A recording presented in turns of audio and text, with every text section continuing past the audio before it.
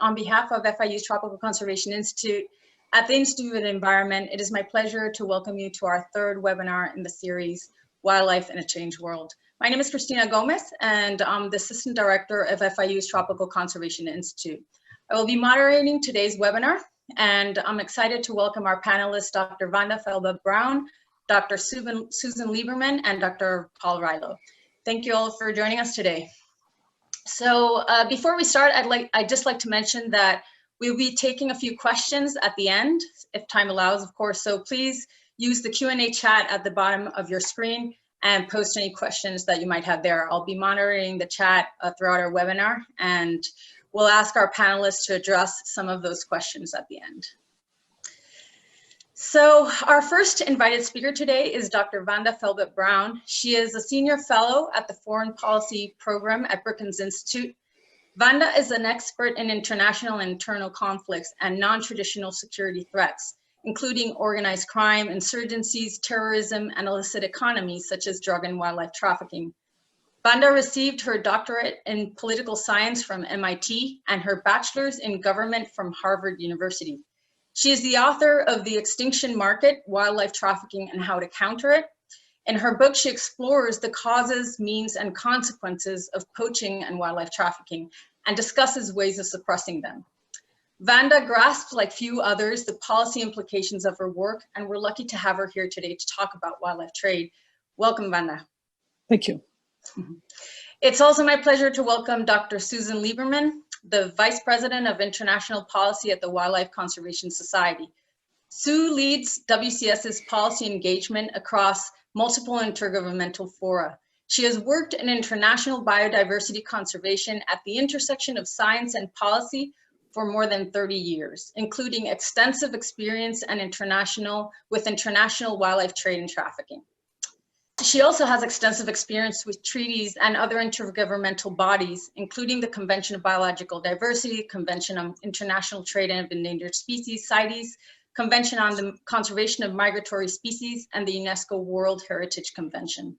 She obtained her PhD in tropical ecology from the University of Southern California. Welcome, Sue. Thank you for joining us. Thank you. Glad to be here. Finally, I would like to welcome Dr. Paul Reillo, our director at the Tropical Conservation Institute, and also the director of our main partner organization, the Rare Species Conservatory Foundation.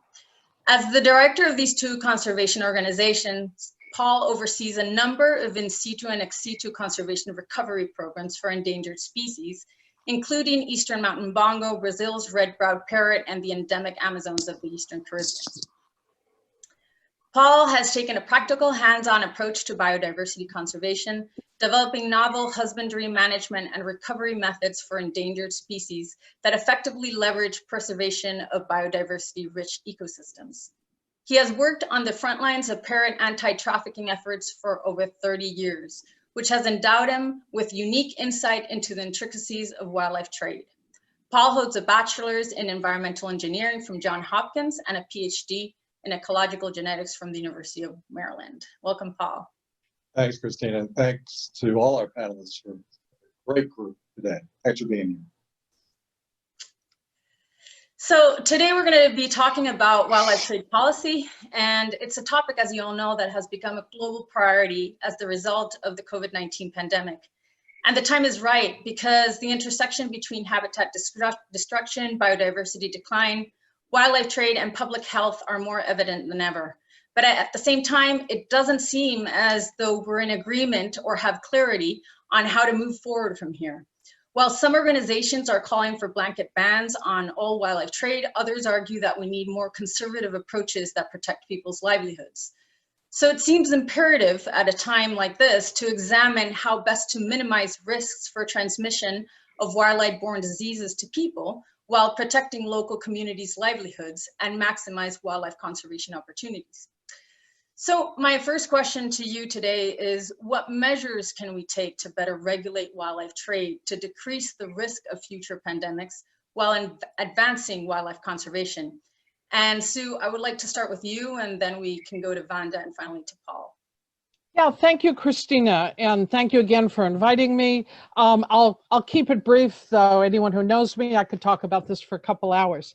I think what's important is we're not just talking about decreasing risk. We actually have to work to the extent possible to prevent the risk as much as possible of another pandemic, like the one we're going through now. I personally believe it would be irresponsible to look at let's take it slowly and do a lot of research and see in 5 or 10 years maybe what we might recommend. I think we have to do what we can to prevent it, and to prevent another pandemic. And I think we believe the focus should be on, first of all, commercial markets for human consumption, where live wildlife, fresh meat, our live animals such as wildlife come from all over the world, mixed with domestic species, are often slaughtered live in the market, mixing together their tissues. It's a perfect cauldron for a virus to skip from an animal species to humans, and that's what's happened. But what we need to focus on is the commercial trade. When we talk about wildlife trade, it's a very broad canvas. And in terms of commercial wildlife trade for human consumption, we believe whether the animal comes from the wild or a farm doesn't matter, whether it's legal or illegal doesn't matter. We believe it should stop, particularly in these large commercial markets that are mixing live animals and fresh meat. This is not about non-commercial trade, and this is not about the wildlife trade, whether it's furs or skins, et cetera, that are not a pandemic risk. I think it's important to look at the broad spectrum of the vast multi-billion-dollar really industry of legal and illegal wildlife trade. And you mentioned what about the rural poor? This isn't about people who have no other source of food. If we look at the cities of China, the cities of Central Africa, whether it's Wuhan, Beijing, and Kinshasa, people are consuming wildlife, buying it in these markets, not because they're starving, but this is a luxury item, or it takes them back to their memories of their village, or they're going into a fancy high-end restaurant and buying wildlife. We believe that the people who depend on wildlife for food and have no alternatives, we need to work with them and respect their rights and help them find alternatives. But for those people who are eating wildlife basically as a luxury, based on what we've learned now, we know where this virus came from. We know it comes from wildlife. We may not know the intermediate host perfectly, but we know it's wildlife for human consumption. And at WCS, we've looked at this, our scientists, our veterinarians have looked at this, and we believe if we really want to avoid another pandemic, we have to shut down the commercial trade in wildlife to these markets for human consumption and put strong measures in place to assist the rural poor, indigenous peoples, those who may be dependent on wildlife. But those who are involved in this trade, there's both legal trade and illegal trade. The economic value of that is negligible compared to the economic losses that the world is experiencing now.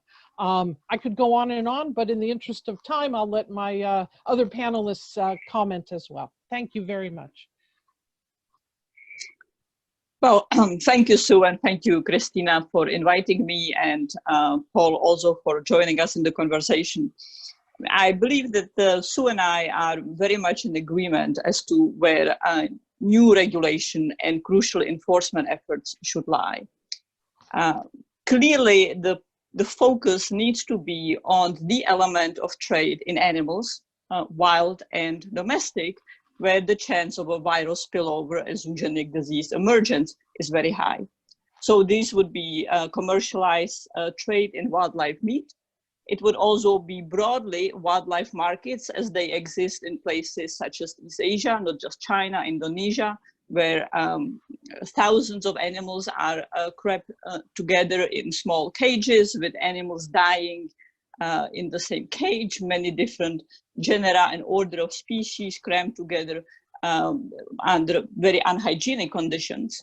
The focus clearly also needs to be on commercial trade and commercial production of domestic animals, domestic livestock, and focus particularly on preventing their production in unhygienic circumstances or in circumstances that mitigate the emergence that mitigate the suppression of emergent diseases, such as overuse of antibiotics. And finally, these efforts together need to be combined with preserving habitat so that animals and people do not come together in frequent contact, and so that live species are not crammed together in tiny spaces, enhancing the chance that disease will jump among them and eventually to humans as humans encroach on habitat. I would urge, however, against overreach in the new regulation, and certainly overreach in bans that would, on wildlife trade, that would undermine conservation. Sue already spoke about the fact that wildlife trade includes many other dimensions of trade, not simply meat, not simply meat for consumption or for something like traditional Chinese medicine. And to the extent that other dimension of the trade, whether it's in skins, whether it's in other wildlife products, whether it's in fur, is part of the trade, that should not be part of the ban, particularly if it contributes to habitat conservation. And decisions as to what dimension of the trade should be regulated or sometimes should be banned, should be done on local specific conditions and their evaluation, and not part as a global push to regulate the trade in dimensions that are not in fact pertinent to the pandemic emergence, or in fact could undermine conservation by contributing to the destruction of habitats. And my last comment here is it's also important to talk not only appropriately about what we mean by wildlife trade, but also what we mean by markets. The conversation has become very mixed with calls for banning so-called wet markets, which often sell any kind of live produce and do not necessarily sell wild animals. It makes no sense. It would be counterproductive to try to ban those. It would be like saying we should ban farmers market in the United States. Thanks, Vanda. I'm going to take a step further back from these excellent points and point out that we've, in this pandemic, tended to focus on this crisis as being China-centric or regional-centric. And as my distinguished panelists have pointed out, this is a global issue, which also identifies a very unique opportunity in our history to comprehensively appraise at all levels, from local to regional to global, our relationship with wildlife and defend really what we've been doing as far as wildlife use and animal use and what is best use and best management practices. We have as a tendency in our species to have crisis amnesia. And I think the history of pandemics have illuminated, that's been illuminated strongly because we've been here before, perhaps not this severely.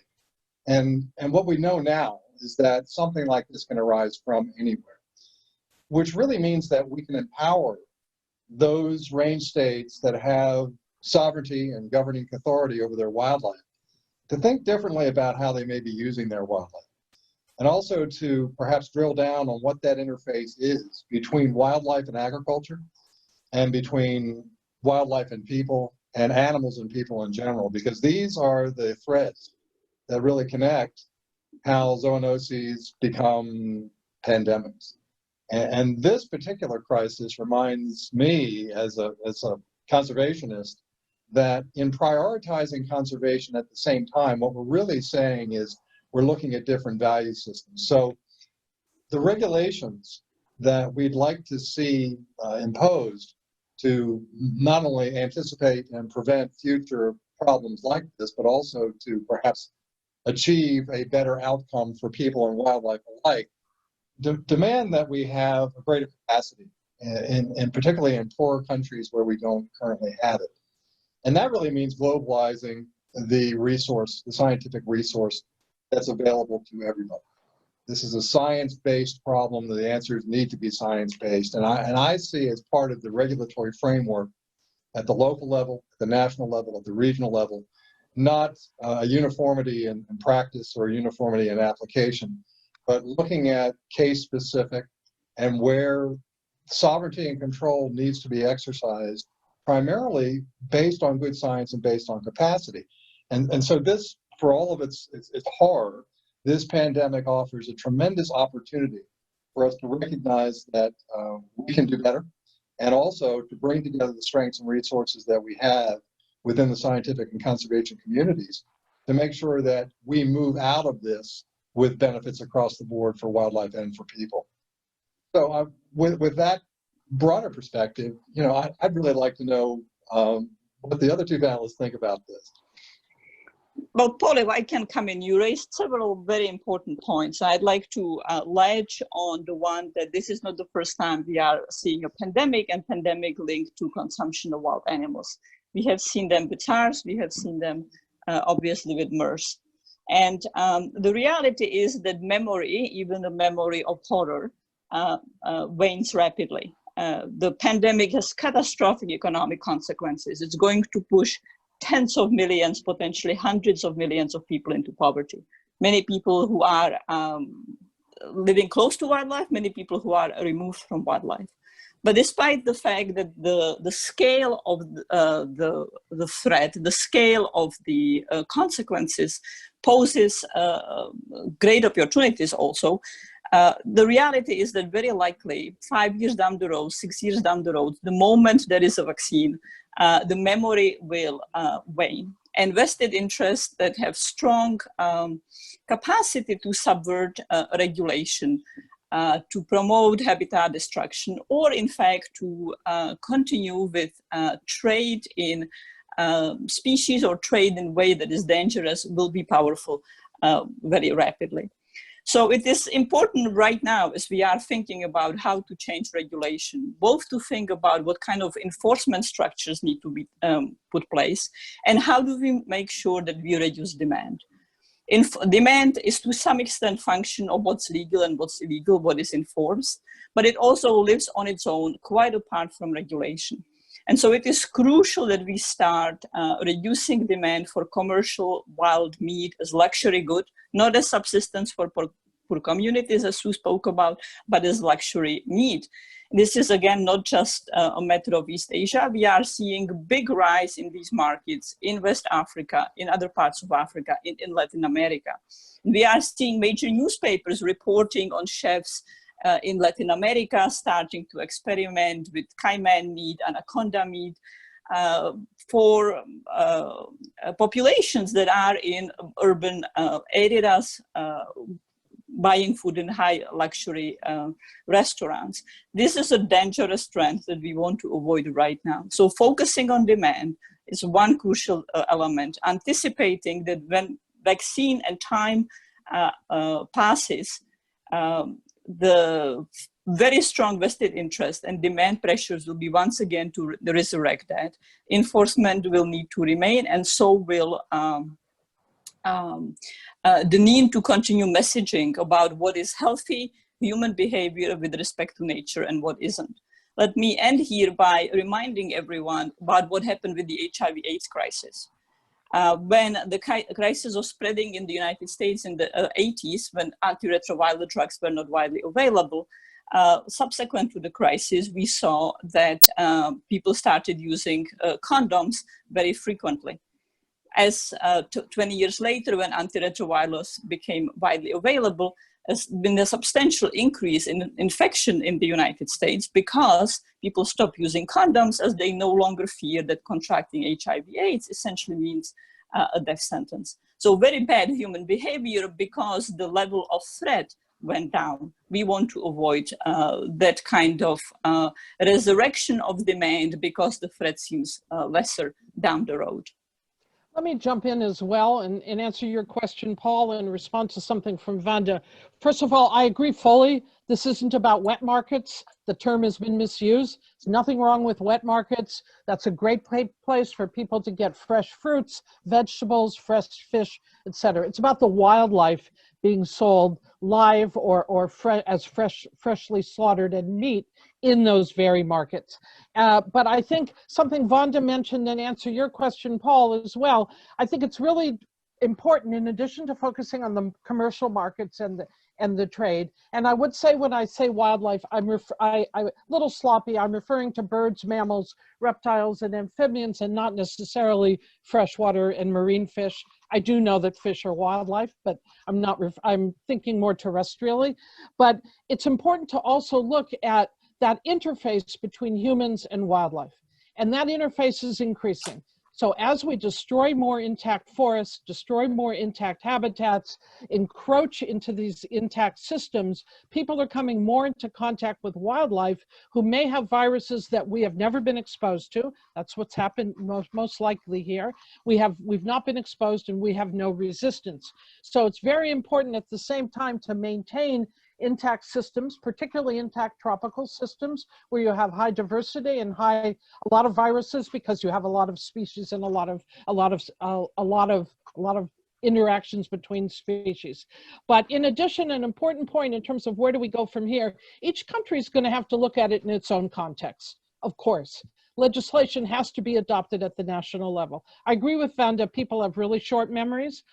Demand reduction is great, behavior change is great, but it needs to be combined with laws and regulations. People speed on the highway. Do they speed on the highway? I don't speed. Why don't I speed? Because of all those educational videos that I saw, or because I really don't want a ticket? I think an honest answer is it's the enforcement side of it that keeps me from speeding. So understanding people, we need the laws, the regulations, but laws and regulations without enforcement are just recommendations. But China, for example, has looked at that in its context and said, shut it down. We can't keep this going. People in China don't want to eat wildlife anymore. That's great. They're passing laws so that when people start forgetting, the laws are still there. Each country is going to have to look at it in its own context. What kind of markets do they have?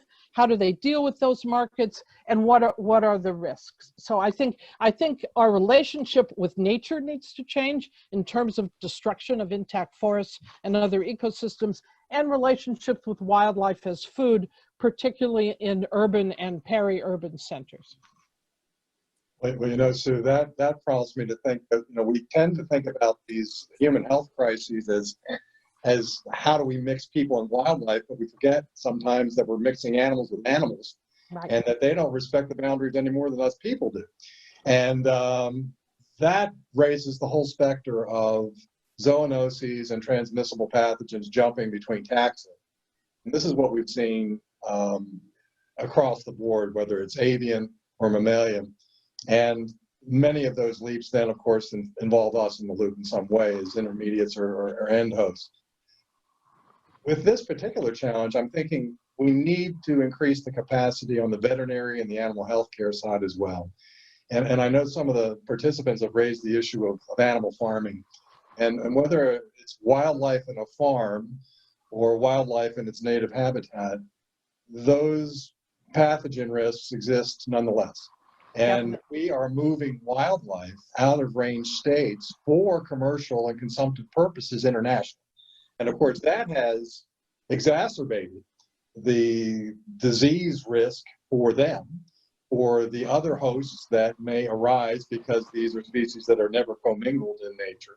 And of course, as you've nicely articulated, Sue, this increases the surface area, if you will, on that interface between people and wildlife. Not only in the way that we're utilizing it, but the fact that we're putting people in the presence of wildlife that they would otherwise not come in contact with. So on the one hand, it may be desirable to say we can meet this demand for consumptive use in a sustainable way if we farm wildlife. But the devil's in the details, of course. It's where we farm that wildlife, and it's how we farm and manage that wildlife as a resource. If we're domesticating wildlife to the point that it is a domestic resource and we have all of the protections and assurances that our departments of agriculture can possibly imagine, that may define a case where we've really created a different utilization. But in many cases, we know that these wildlife farms don't have those features. They don't have those attributes that make them safe. And on top of that, they're in that mixing pot of movement, both regionally, internationally, for consumptive, non-consumptive, all sorts of purposes. And I am in complete agreement that that's where the regulation needs to focus. so that we know how this stuff is being managed and we know how these products and animals are being moved about. In many cases, the poorest countries are the ones that suffer the most from the bad actors.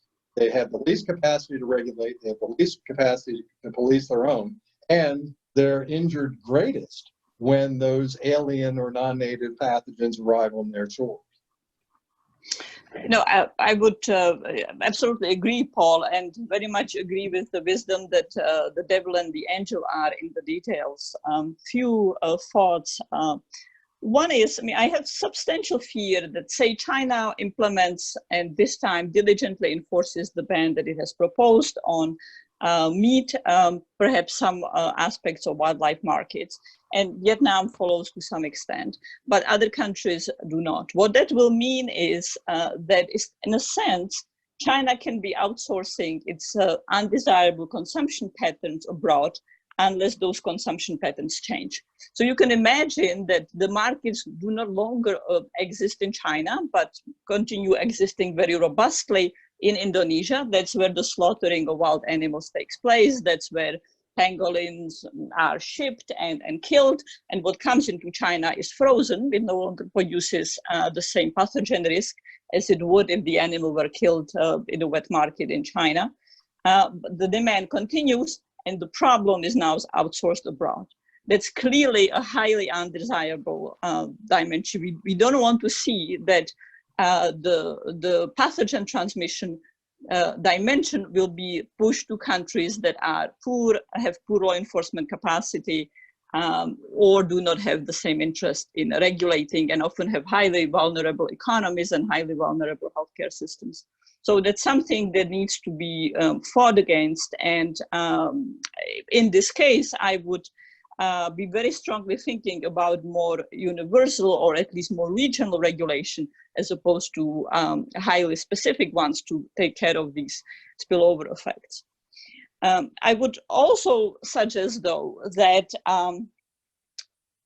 despite the need to preserve habitat, and what the pandemic should teach us is, as both you and Sue spoke about, is preventing much increased in the human interface with animals and pushing animals together in close proximity in very tiny spaces.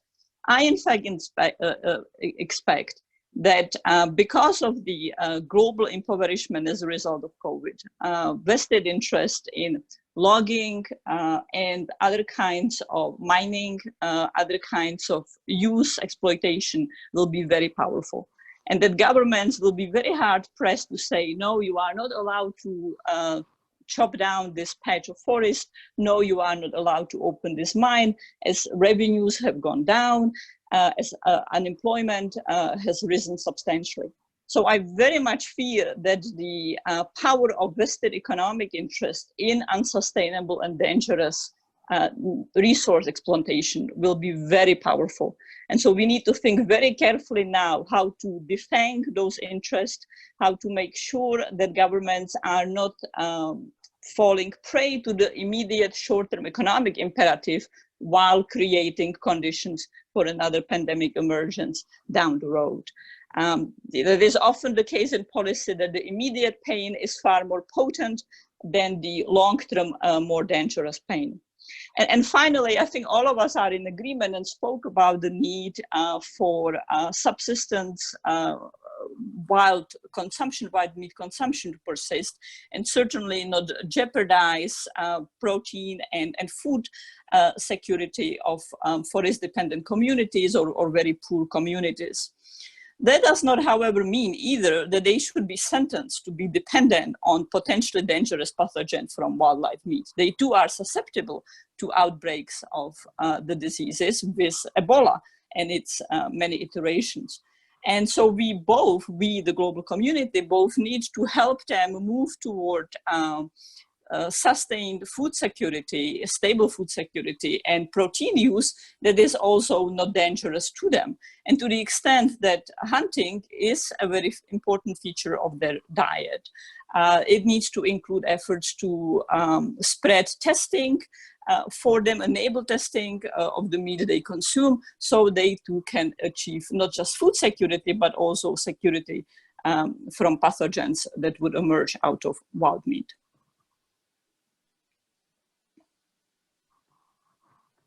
Well, thank you for that. And I would like to move on to our next question.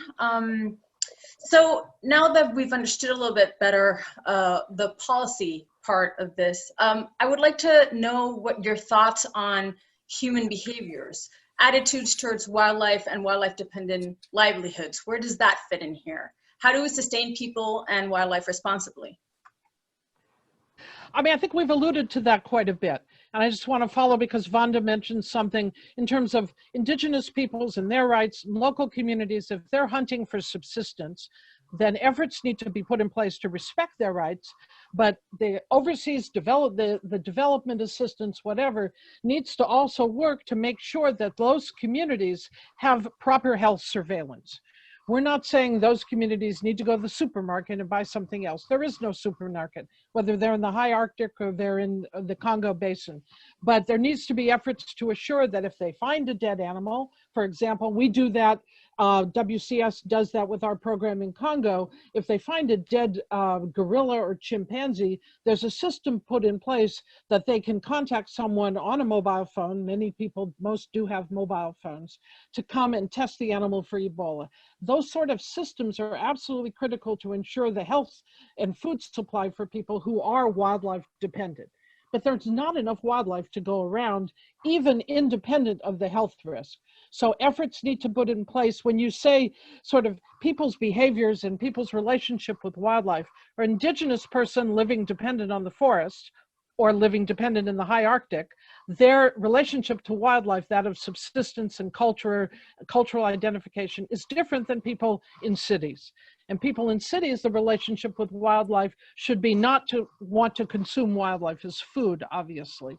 And for those who live in the transition areas, close to protected areas, but not in cities, I believe that efforts should be made to help people have alternative sources of protein, whether farmed fish, whether plant protein, or whether, for example, poultry, backyard, sort of back garden type poultry. But I think there are ways of doing that will be positive for wildlife conservation and prevent a future pandemic. The important point to realize, again, is the economic losses to the people who are benefiting from wildlife as food in cities are minuscule compared to what the world and particularly the global poor are experiencing now. Efforts should be able to be put in place to transition those people who are part of the legal system. Part of the illegal system, I don't care so much, but those who are part of the legal system, efforts should be put in place by governments and donors to transition them. But how we relate to wildlife is very different whether we are in a forest dependent or an indigenous people or local communities living around wildlife, as opposed to in ever increasing urban centers. Thank you. Maybe I can jump in. Christina, the answer, I would say, in some ways mimic our answer to how to regulate trade. A crucial element is how to regulate demand, how to regulate demand for wildlife products. And it's not a simple uniform answer either. It depends on a case-by-case basis. So clearly, at a very coarse level, we do want to reduce demand for wildlife that is producing unsustainable trade. Now, how to cap demand at a level that produces sustainable trade and that produces conservation benefits is in fact extraordinarily tricky and difficult. That's why we see constant pressures on overfishing. It is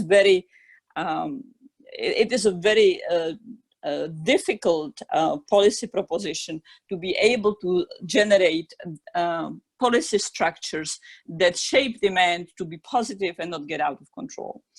Nonetheless,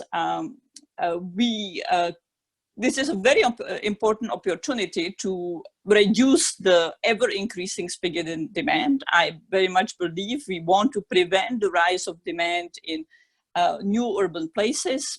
We already talked about Latin America, same applies to Africa. There is no conservation benefit for everyone in New York to decide they want to start eating pangolin.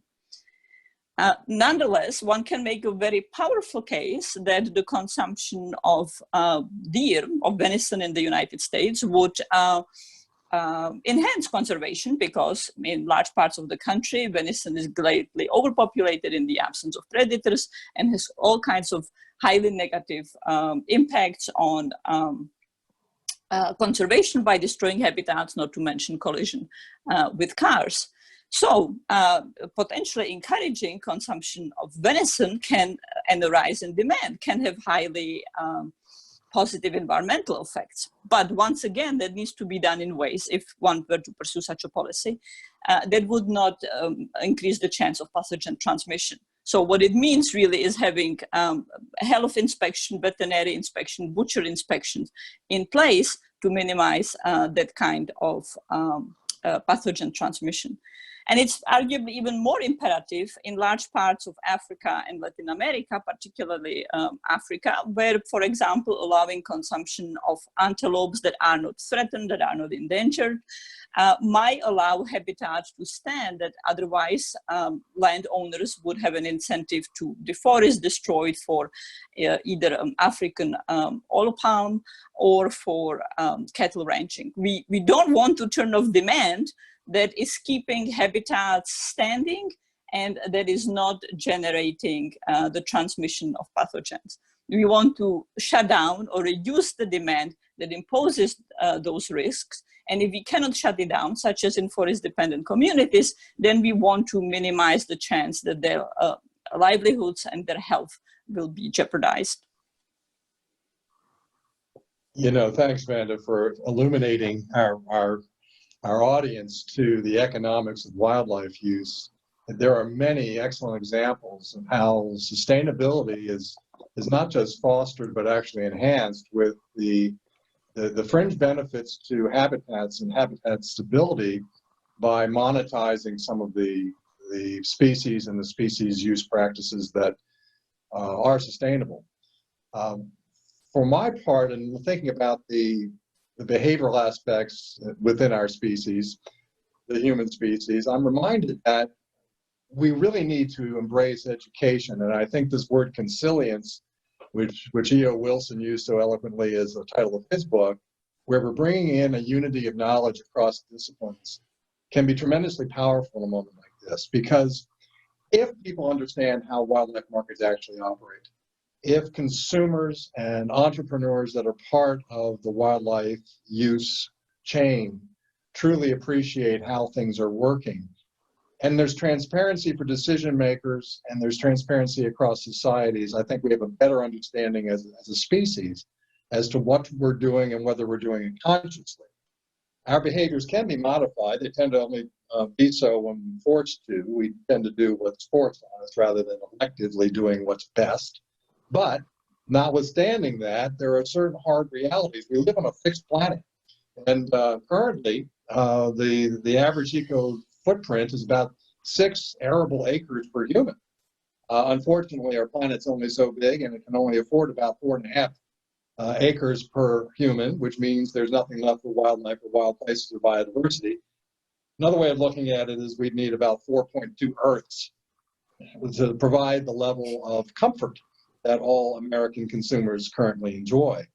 And unless there's any discovery of new human-ready planets out there, we've got to make some dramatic changes.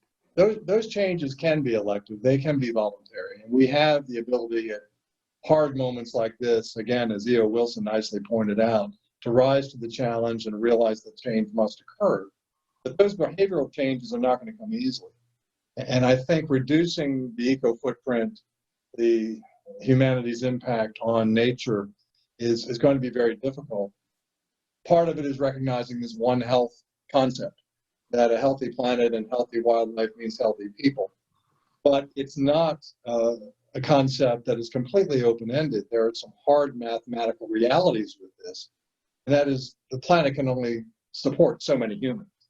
And if we're beyond the tipping point in terms of human population size and our consumptive practices on wildlife, regardless of how efficient we become in our ag-eek approach, particularly in agri-economies and agricultural utilization, we're still going to hit a wall these sorts of pressures on ecosystems and these sorts of crises, whether they're zoonoses or other outbreaks of pathogens or transmission for wildlife and other animals, or simply food shortages exacerbated by climate change, point to the fact that if we've overpopulated our little planet here, things can get very hard for everybody, not just humans, but all living things.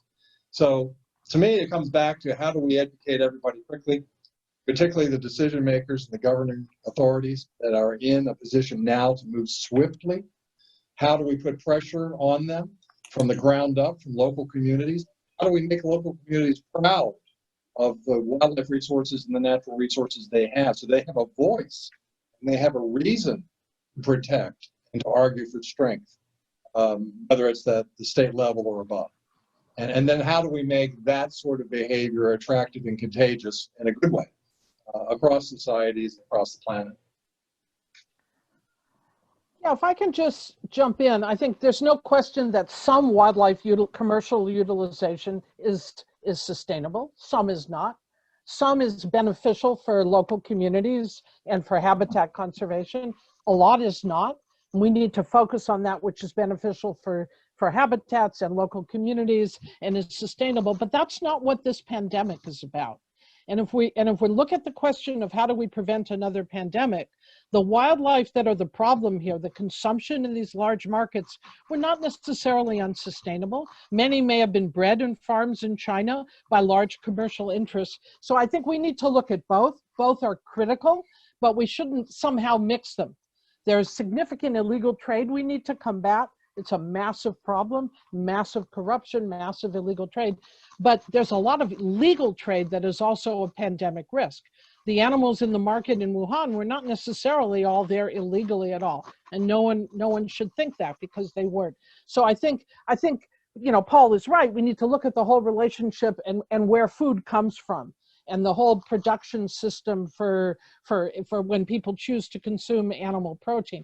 But that is different than the issue of how do we prevent this horror of this global pandemic from happening again. But I do want to make the point, because Vanda alluded to the issue of hunting. We're not talking about individuals going hunting, either sport hunting, going and hunting an animal, which in Africa or North America or South America, or individuals hunting for their own consumption, or even, game ranches necessarily, if they're really tightly controlled. We're not talking about that. We're talking about these markets where the animals are brought together. They're live animals, tissues, animals being slaughtered fresh, are all mixing in a market, which is a very different situation.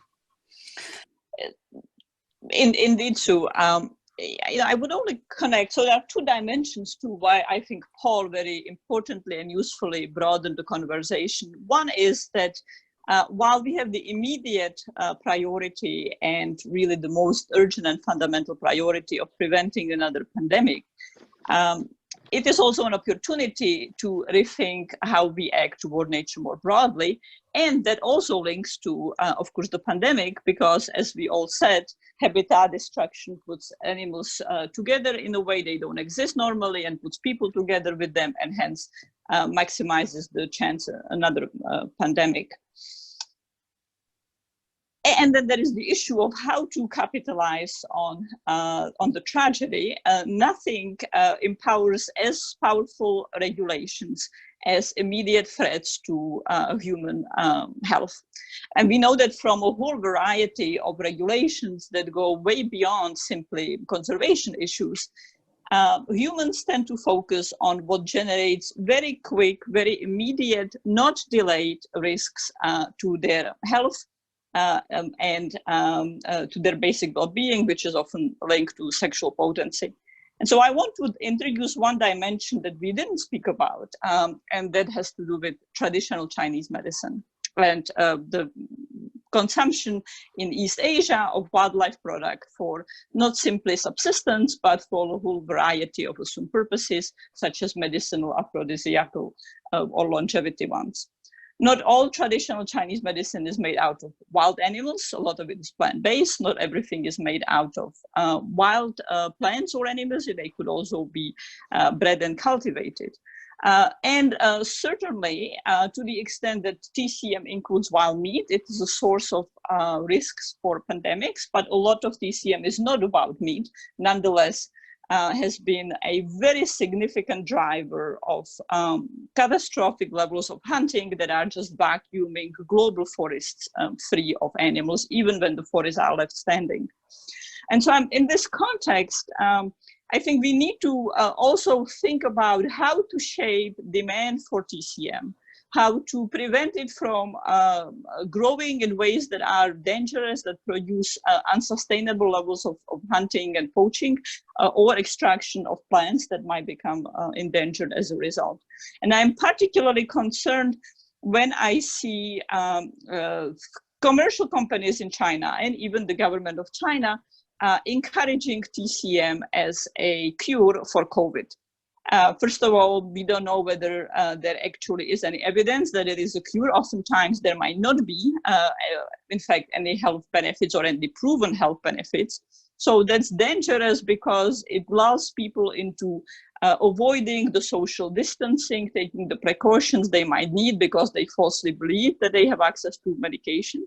It is potentially dangerous because people will think they can rely on these products instead of seeking professional medical help early enough.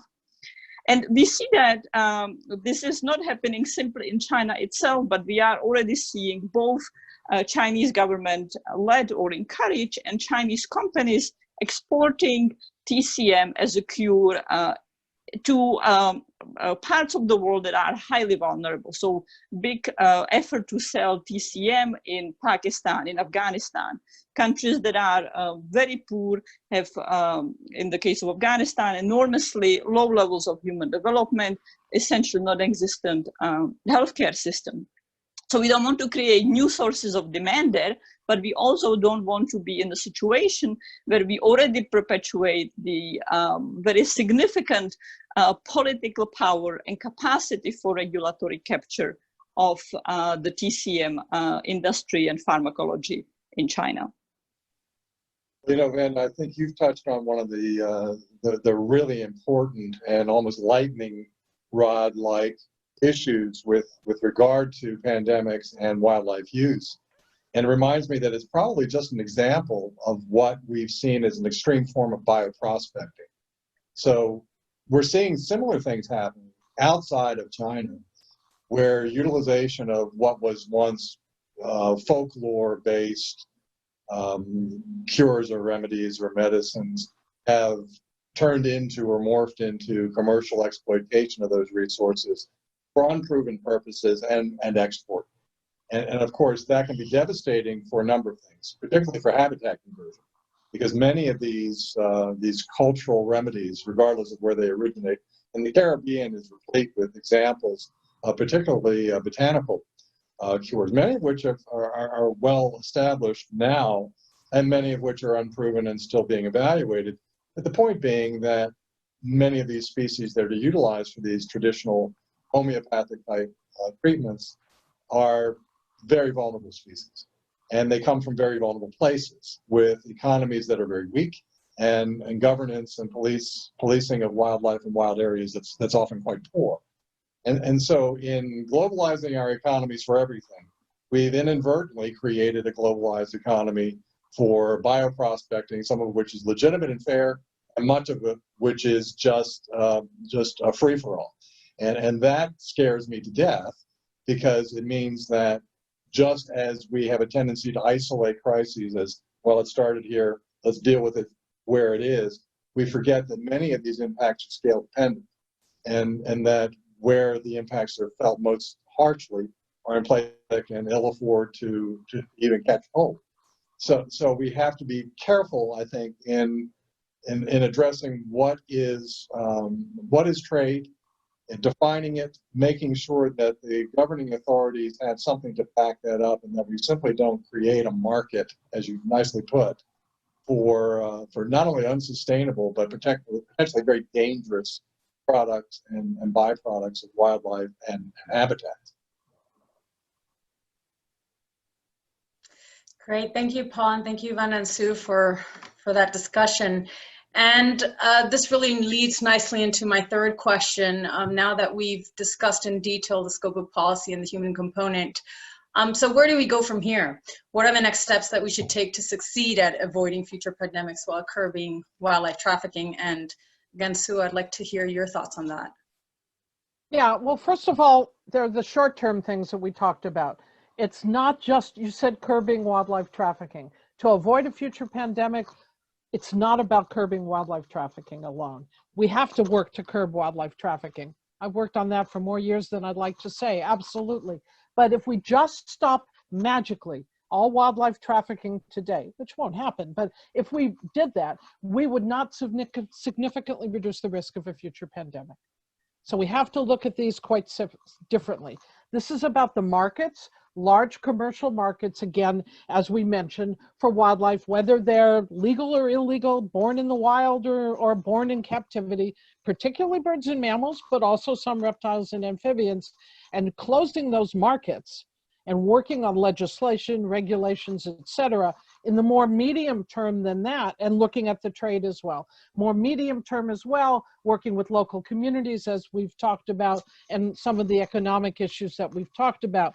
But I think it's really important to stress that this has to be handled in two ways. One, by individual countries at the national level, that's where legislation is at the national level, but also internationally, regionally, governments that get together, as Vanda mentioned, China and its neighbors in Southeast Asia, looking through ASEAN, looking through the UN General Assembly, the World Health Organization. As Paul said, we need a One Health approach. And One Health approach means not just the health of people, but the health of wildlife, the health of people's livestock, and the health of ecosystems needs to be an integrated approach. It isn't about the wildlife agencies and people over here, and you can't see me, I'm at home, and the health and public health people over here, and they don't talk to each other. That's where we're at now.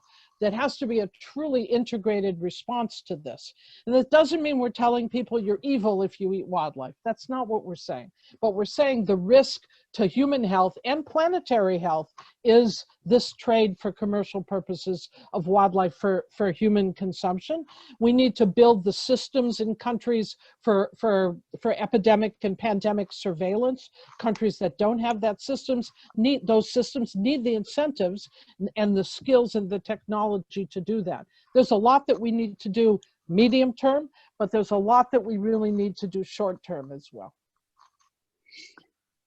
For the sake of allowing some time for a question and answer, I will not repeat with what Sue said and what we have been discussing. We have been talking all along about what kind of regulation needs to take place and how demand needs to be reshaped. So let me just raise some points that have not been raised, some of which are quite specific. Enforcement is critical for both legal and illegal trade. If a market or a certain trade or trade in certain species is declared illegal and there is no enforcement, it makes no difference.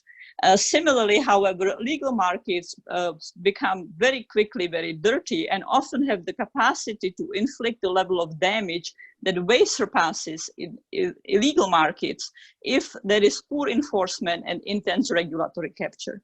So I'm very concerned, I go back to saying I'm very concerned about the risk of regulatory capture by vested interest in the immediate aftermath of the pandemic. You would hope that's not going to be the case, but I'm very concerned that in fact we'll see a policy perversion, that the chance for regulatory capture will be even stronger. So we need to be very diligent and continue informing our policymakers and continuing to watch that this is not happening. Wherever that we allow trade, such as in markets, we can greatly enhance enforcement by mandating that CCTV cameras are put in place. So that if we say that no wild animals can be sold in that particular wet market, in addition to having independent inspectors that can come at any time, there is in fact constant monitoring. What is critical for the effectiveness of enforcement is not so much even the level of penalties, but it is the frequency of apprehension. It's the prevalence of effective apprehension that drives whether enforcement generates positive behavior or doesn't. To go back to Sue's speeding example, the more cameras there are on the street, and the greater the chance that people will be given a fine, the more likely that's going to have an impact than simply playing the bets whether one will be stopped by a police car. This is particularly true in wildlife trade, wildlife markets, and wild spaces, where the level of patrolling enforcement is minimal in comparison to all kinds of other markets. So use of technologies such as CCTV cameras, drone supervision, others, a very fruitful way to think about how to integrate. Another point I would make that we haven't discussed is that one of the catastrophic consequences of the pandemic is big decline in travel of people, including for ecotourism. Whether this is for visual safari or whether this is for trophy hunting. And so that we are seeing massive collapse of resources for parks, for rangers, and great impoverishment of communities that exist around these areas. So it's almost inevitable that there will be very strong pressures on poaching. That means thinking about other systems of financing, diversifying beyond ecotourism. That's not easy. It might require, in fact, integrating economically based conservation, such as trophy hunting or some sustainable use. But it might also require much greater transfers of money from wealthier countries to poor countries to enable sustainability of protected areas when tourism goes down. And finally, while it is very important that we avoid a situation where an outbreak of a pandemic is hidden and suppressed, because the longer it goes on, the more people will become infected, we also want to avoid a situation where the shaming and pressure becomes such that countries will have an incentive to hide. What we need to incentivize is very early detection and very early and honest global exposure, global access, global integrated networks that suppress the pandemic early on. But we want to avoid situations where economic or other incentives would lead countries to hide the fact that a epidemic might be breaking out in their place that will eventually become a pandemic. Well, I couldn't agree more with both of you, Sue and Vanda. You've really hit all the highlights. And the only thing that I would really add to this discussion is that at this moment in time, we have to look at solutions that prioritize the most vulnerable creatures on Earth, and that's people and wildlife. And some of the actions which are undeniably urgent and doable, such as the closing of these markets that simply amplify the transmission risk of pathogens, as well as many of the other loopholes that we know have long persisted that not only encourage and incentivize bad behaviors, but actually make the problem more complex because they have too many fingers going into too many different places, including economies and cultures and cross-boundary uses and so forth. We have to look at where this opportunity really is. Those actions we can take now are self-evident. And I think making that case that they are self-evident and there's a universality to them, very important. Just as that integrated approach, which is so essential to tying the wildlife conservation and habitat protection efforts to this opportunity, gives us an opportunity then to prioritize where our actions have greatest impact. And there are extremely vulnerable species that can fall quickly if we don't act aggressively now while we can. Just as we can close the door on some of these really great disease transmission risks in human society, we can take care of those species that are likely to suffer if we don't take action now. And to me, that really signals how we're looking at this problem as a ripple effect. It will reverberate for a long time across a vast geographic scale and through many, many different species. But in some respects, we're ahead of that curve because we already know where some of the weak links are. Those Appendix 1 species, critical species that are already teetering on the edge, that are most vulnerable if we lose those revenue streams from tourism and that infuse capital into conservation programs. These are species that need extra effort. It's not a direct consequence of the pandemic, but they will suffer indirectly and swiftly as people will get sick from this thing. And the prescriptive approach to that, if we know that we've got weak chains here, then there are things we can do now to bolster those systems, to empower those local people, to give them a little bit of a buffer so that they're better able to withstand the next round of assaults and the challenges that will invariably come. And all of that comes back to this integrated approach while prioritizing the actions that are immediate, profoundly important, and doable.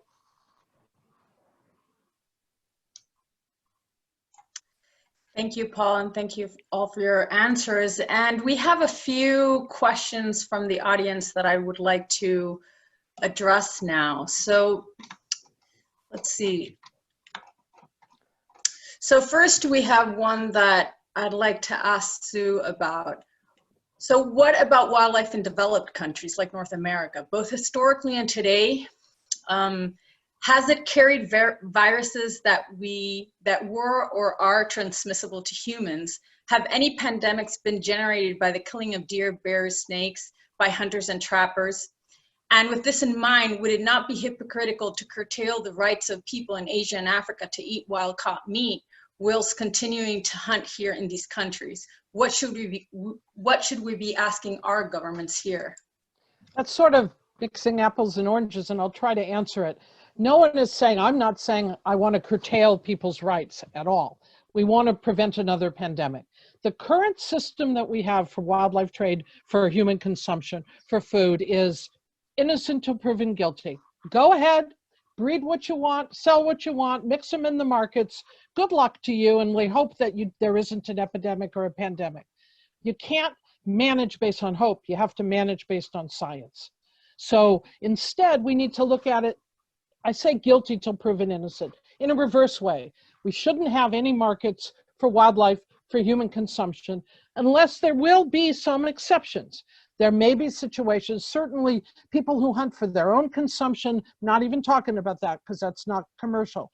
People who are hunting that's not for the food trade, for the leather trade, the skin trade, you mentioned some of that in the question. It's not what we're talking about. But there may be countries, not only developed countries at all, that may either have game ranches or have systems that are tightly controlled. The animals are not killed in front of the consumer so they can make sure that it's fresh. They're not mixing species, etc. And governments may choose, if they're really tight controls, to allow those as exceptions. Even China's looking at a few exceptions for some of the captive bred ungulates, some of the deer species, reindeer, etc., that are not a pandemic risk. And that's what I meant by countries are going to have to look at it in their own situation. But let's first say the null hypothesis is these large commercial markets need to close and the trade that feeds into them. But that's not necessarily what's happening in North America or Europe. But this isn't about saying people in Asia or Africa are doing something bad. It's just the nature of those markets create a far greater a risk of a virus jumping from wildlife to another species and then to people. And I don't think anyone or any government right now would disagree that we have to prevent that from happening again.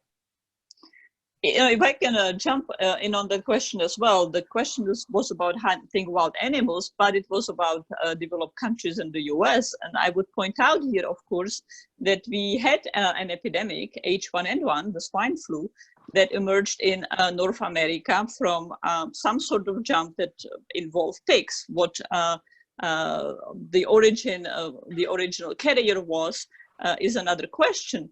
And this points to what we were saying. It's not simply about wild animals or, for that matter, illegal trade. It's about having enough inspections in place to minimize the chance that the zoogenic jump will occur. And in the case of an H1N1, which killed about 10,000 people, 10,000 Americans rather, and at least several hundred in Mexico, a very good cooperation and very excellent response to the pandemic, to the epidemic in Mexico, resulted in the epidemic being reduced and eliminated because it became a pandemic. But the jump occurred here, and this goes then back to having enough hygienic quality situation for breeding not just wild animals if they are bred, but domestic animals, domestic livestock, and breeding them in ways that both increases their resistance to illnesses and doesn't weaken their resistance by overfeeding them with antibiotics or mixing them with other animals, but also does so in a way that minimizes pressure on wild spaces, pressure on habitats. I'll just add to the North American equation, we've seen pathogens that have arisen from that transition of wildlife to what I would call domestic agriculture, including threats from bovine spongiform encephalopathy to chronic wasting syndrome to brucellosis and TB. And in North America, we have tremendous veterinary capacity, and the NDSL does a fantastic job on testing and screening. The power of those monitoring efforts is only as good as the vigilance of those operations that are raising that hoof stock, that livestock, or other mammals that might apply in this case, as well as the regulator's ability to actually fathom, anticipate, and intervene if necessary if a problem arises. We always get caught with our pants down. We don't think there's a problem until there's a problem. And then we realize what we were doing badly, or what we could have improved upon, where the weaknesses and the vulnerabilities in the system were. Part of this goes back to demand. When we shift demand toward wildlife by farming it, yes, it's safer, it can be safer, but there are risks. And I think our ignorance of just how rapidly pathogens can arise because of either a non-standard husbandry practice or a variance in husbandry practices that give rise to certain vulnerabilities. The point is that we have to be careful about how we define and design and regulate these industries, and they are industries. That's entirely apart from the bigger wildlife conservation issue, but it's in there because there is, again, an interface between these ranching and domestic husbandry operations, captive breeding operations, and often wildlife in the wild. We have intermediate vectors, we have other hosts, we transmit back and forth between anyone who's been on the brucellosis testing nightmare curve in North America can tell you that, as well as blue tongue and TB testing, and basically what that cascade really means for animal management. And I think there is, again, integrating this into a One Health scenario, an opportunity to realize that we have to understand what we eat, where it came from, what it was exposed to, and what our risks are as consumers when we engage in that kind of consumptive practice. And that's not to say that we are not going to accept a certain degree of risk, but to take that action consciously is fundamentally different from just assuming that whatever I stick in my mouth is okay.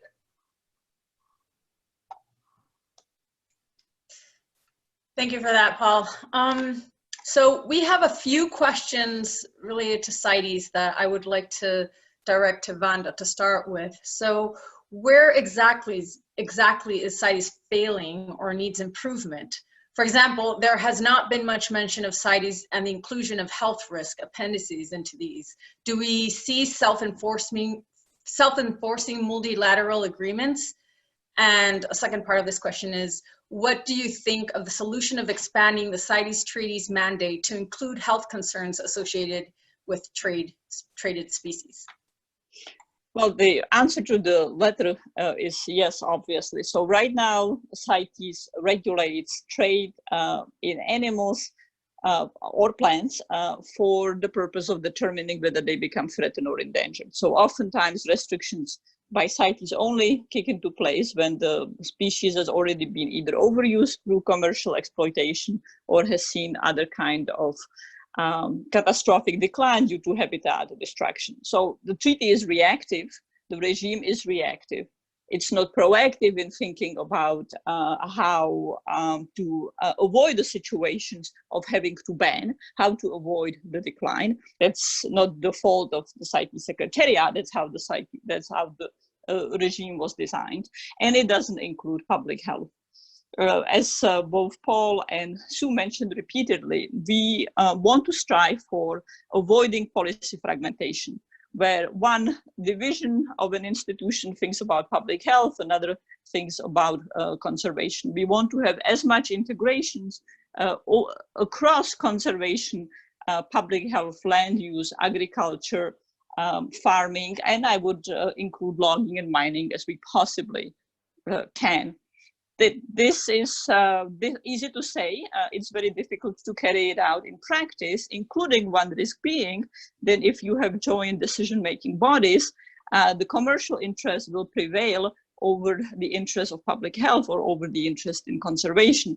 So there is some wisdom also in having some separation and not having, for example, a food organization be also managing conservation, even as integration needs to take place, because we want to avoid total policy capture, total regulatory capture by a particular vested interest. But while that in designing policy structures internationally and domestically needs to be an imperative, avoiding regulatory capture, we also need regulatory integration. So building into CITES public health issues is absolutely logical and appropriate. And of course, this needs to take place not just at the level of CITES, it needs to take place nationally. And that's because all enforcement is national. CITES Secretariat can recommend, it can empower, it can link governments, but it does not have any kind of enforcement capacity of its own, or any kind of very significant enforcement capacity of its own. So national level enforcement and regulation will be fundamental, or we would have to decide that we are going to create international enforcement structures. I don't think that we are anywhere politically there, even in the wake of COVID or in progress of COVID. COVID is hardly finished in the United States and in large parts of the world.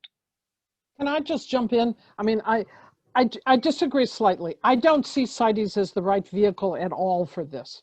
And I've worked on CITES for more than 30 years, including more than a decade with the US government. The treaty is about whether the trade harms the species in the wild where it came from. It has no mandate to deal with the impact of trade on human health, wildlife health, as an invasive species, none of that. It also only has any authority for species listed on its appendices, not the larger, even on wildlife trade. CITES has no authority to even make recommendations unless it's a species list. So it's species by species, only regulated if it's on the CITES appendices. There are more than 5,000 animal species, or 6,000 if you count the two appendices, but it's only those appendices. But more importantly, there's no health mandate whatsoever at all. I've read all the negotiating history of CITES from the early 70s because it wasn't seen as an issue. And if you want to do this, you have to amend the treaty. Now, I won't go into the process. The last time the treaty was amended, it was a minor amendment, took 30 years for the right number of countries to ratify the amendment. We don't have 30 years here. So I think, and there's a whole process for amending treaties that is very long and convoluted.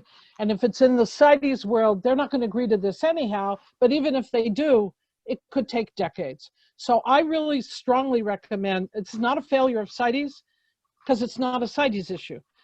I really recommend this be looked at more holistically. If there is to be a new protocol of some kind under the UN or something that is much more conducive to an integrated One Health approach. But I don't see CITES as amending CITES any way of being a solution to this problem. Thank you. Well, you know, Sue, I agree. The question was asking where are the failings of CITES? There are a lot, but not here. And it's sort of like, well, you know, just how much of brain surgery can you do with a sledgehammer? And you know, it's a question of tool use. And CITES has served a function for a long time, and where we see it not being the right instrument for the where the challenge is often where we see this is a bit of horse trading, right? Or we're really trying to negotiate what is permissible or what range states believe is in their interest versus the interest of others that have a stake in their wildlife or in their plants. And to me, you touched on it. We've got to evolve a greater understanding of how we see the value of nature, and particularly at the level of individual species that are most vulnerable, for those that are threatened and endangered. That monetizing of species, which has been the currency through which we've tried to affect regulations, we've tried to affect policy, we've tried to somehow standardize how we think about the likelihood of their being impacted by human activity. At some point, we can't monetize everything. And I know there are going to be detractors out there when I say that, but the reality is there is intrinsic value to wildlife, and there's intrinsic value to the leverage that wildlife imparts on greater ecosystems and biodiversity. And when we think about regulating that, boy, that's a taller order than even trying to bring the CITES signatories together on what would be a reasonable and really sensible modification to the existing treaty. So I think rather than looking at individual tools that might be in our arsenal right now to deal with this problem, I think we have to think beyond that. We've got to think outside the box. We had our first really big global wake-up call in 100 years with COVID-19. And nobody alive today can really speak to what the last one looked like, nor its relevance to the modern context and what we've got to do to address it. Because the scale is so entirely different. The number of people affected by this thing, the number of people on the planet today versus 1918 is just, it's just an insurmountably huge challenge to translate one to the other. I would say it's high time we elevate this discussion to okay, let's think outside the box. What brings us together? What unifies us as a global population under a One Health scenario?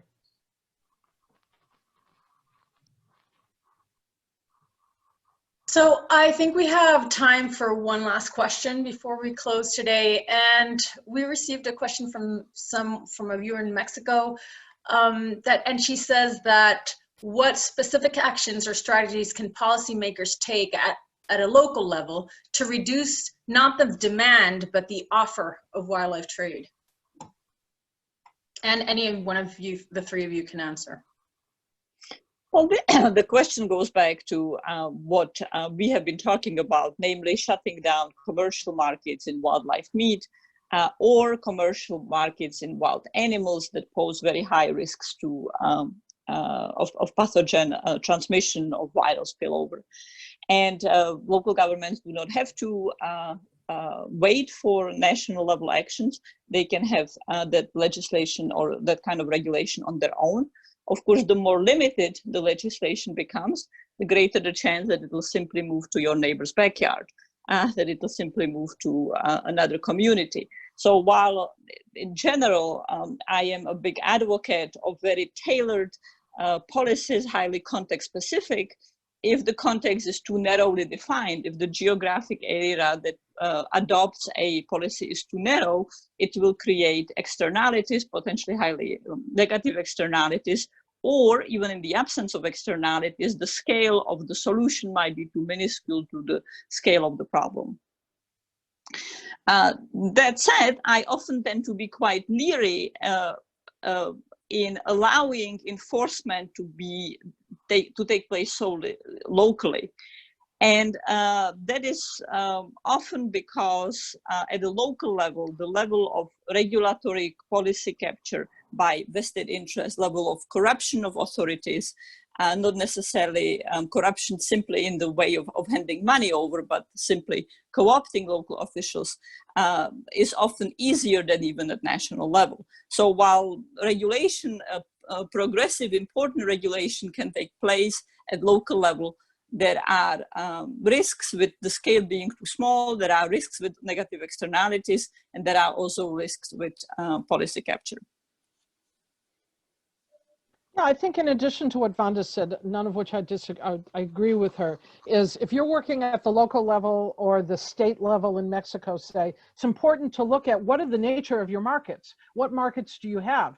and look at what you have, look from that perspective, where is the legislation at the state level, but also work with the federal level if you're in a state system to push, if you will, and push with legislators, et cetera. They all are in a position now of saying, oh my God, what do we need to do? How do we avoid this? So I think it's important to work at the state or provincial or local level, but also to roll that up to the national level and internationally or regionally as well. I mean, I think I agree with Vanda, that's all critically important. But I think as well, those countries that do close their markets are going to need to work with neighboring countries to avoid any kind of, shifting of markets that Vanda was mentioning. And I'm optimistic that'll happen in Asia, and I think it can happen elsewhere. But I think where you're sitting, if you're working at the local level, I think it's important to work with decision makers, policy makers, legislators. Everyone's at home, they're accessible, and to just highlight what needs to change, and to look what are the nature of the markets you have, to really assess. It's not always that obvious what the nature of those markets are. Yeah, Paul, go ahead. I was real just quick here, because I want to add to what Sue just said, because I think it's spot on. There's a question of where your voice is. So policy is often seen as just a certain subset of people talking, and that can be as far as it goes if those ideas don't actually take root somewhere and translate into action. But I think the question for Mexico is particularly poignant because it reminds us that we have to give a voice to people. The one thing that unifies us in this crisis is that it's hitting people at home where they live. People are dying, people are getting sick. People are thinking about wildlife. This webinar is evidence that there is an awareness of how wildlife and animals and people all get mixed together. And the reason for that is because people are dying and people are getting sick. That voice as to what we think about in wildlife policy, trade policy, animal use, the ethics of it, the greater public health concerns, and how that is actually manifested in the form of policy, enforceable policy that becomes regulation and law, often has to be heard from the ground up. We need top-down governance for those laws and regulations to be enforced, but we often need to hear from people who know what this means to them, who care about how wildlife interacts in their life and their livelihoods, as well as what their concerns would be if action is not taken. So the evolution of policy is a complex one, and it evolves from sometimes a very tiny little nexus of local people talking, as well as reaching up to the folks that have some control. Sorry, Paul, for interrupting you. I wanted to add two dimensions. One is that both in Mexico and Latin America broadly, the issue of wildlife trade, wildlife trafficking, poaching, markets has received much less attention than in Asia or Africa, both globally and in these countries.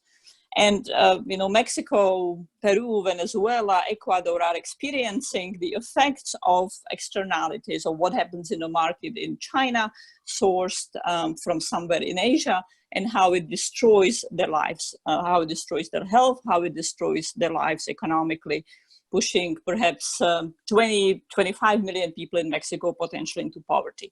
Very large number. That's 1/3 of population extra heading into poverty potentially. But at the same time, we have to realize that Latin America is becoming a major source of wildlife trade, both poaching, illegal, as well as legal. And one of the potential consequences of COVID is the outsourcing of the risks abroad that I talked about, including to Latin America. So there is already illegal trade, there is already poaching, there is already legal trade across the region, some of which crosses borders, other doesn't cross borders. In the case of Mexico, the global dimension is the notorious issue of the vaquita marina, totoaba corvina poaching for a particular fish that kills a marine mammal for market that heads into Asia. But it's very important that people, as you, Paul, said, in Latin America, in Mexico, start thinking much more broadly and start having much broader policy conversation about these issues than has been the case, where this was seen as being someone else's problem. It is no longer someone else's problem. Great, thank you, Vanda. And that's all the time that we have for today. But please join us again next Monday at 11 a.m. Eastern for our fourth edition of the Wildlife in a Changed World webinar series. We'll have experts in wildlife trafficking, Dr. Hong Liu, Dr. Bingbing Ling, and Dr. Wu Yingling joining us from China to talk about China's decision to ban wildlife trade and consumption of wildlife. You can find the Zoom link and other information about our upcoming webinar on our website, tci.fiu.edu.